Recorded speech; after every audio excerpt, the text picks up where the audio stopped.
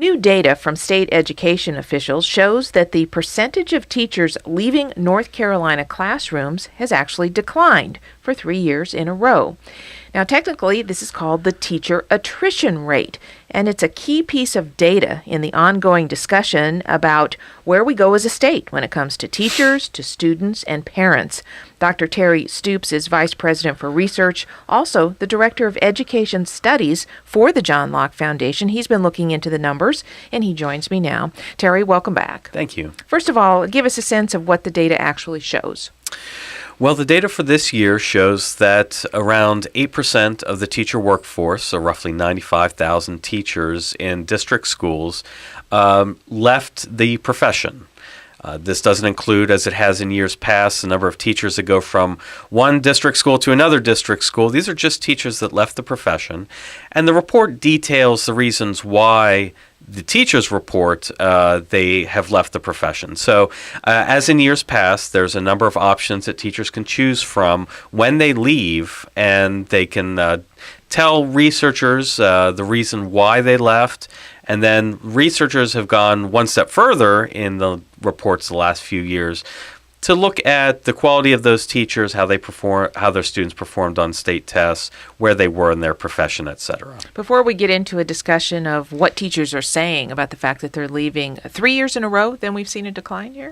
That's right. So 3 years ago, we were at around 9%. The attrition rate was around 9%. Now we're getting closer to 8% with some change. So this is the third year in a row that we've seen a decline.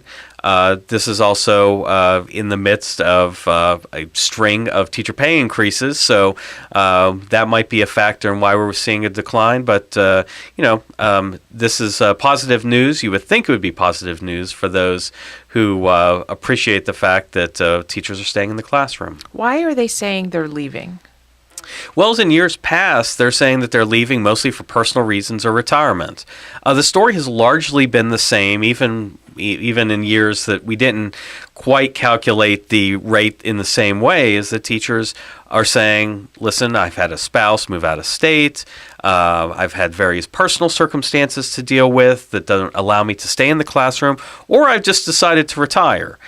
These are predominantly the reasons why teachers are self-reporting why they're leaving the profession. A lot of the same reasons that people leave jobs in a multitude of industries, just situations change. That's right. So, it sort of begs the question, too, of what can the state do if there are personal circumstances behind someone leaving? Obviously, the state can't step in and say, no, your husband can't take that job out of state, therefore you have to stay in your teaching job.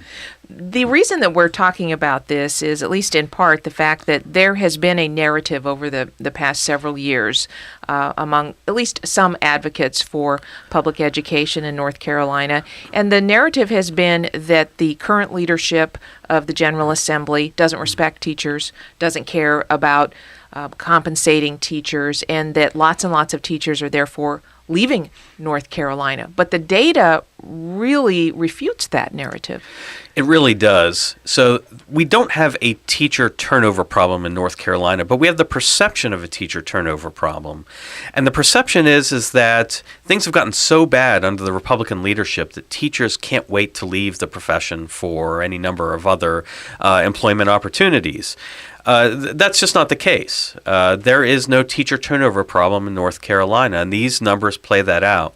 If you look at the reasons why teachers leave, and you look at some of the ones that may indicate that they're not satisfied, such as choosing a different profession or leaving because they don't like teaching, that would account for about 1% of the teacher workforce. In other words, of the 95,000 teachers that teach in our schools, only about 1,000 of those leave the profession because they're unhappy with it.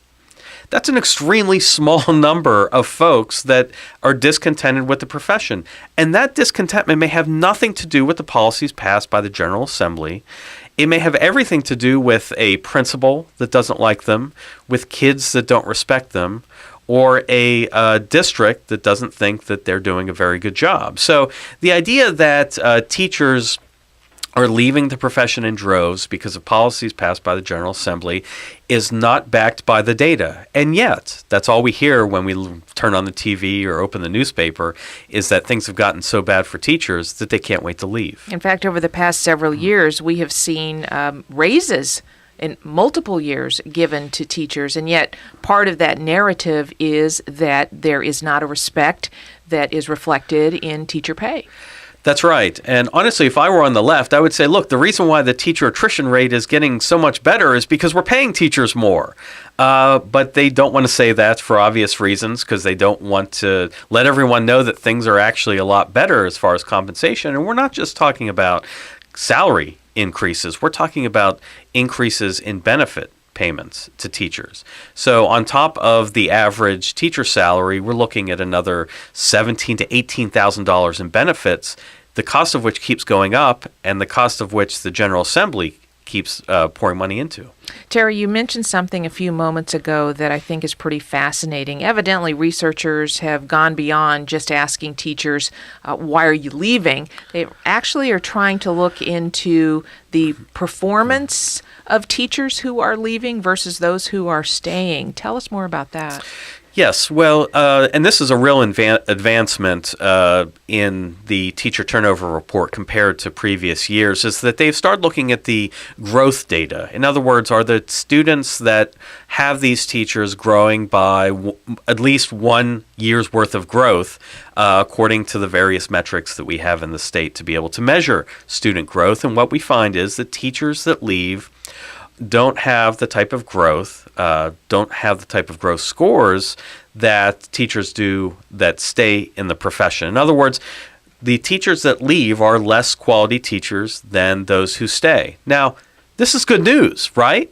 Or at least it should be, because we want the bad teachers to leave. We want the less capable teachers to leave the profession. We want better ones to stay.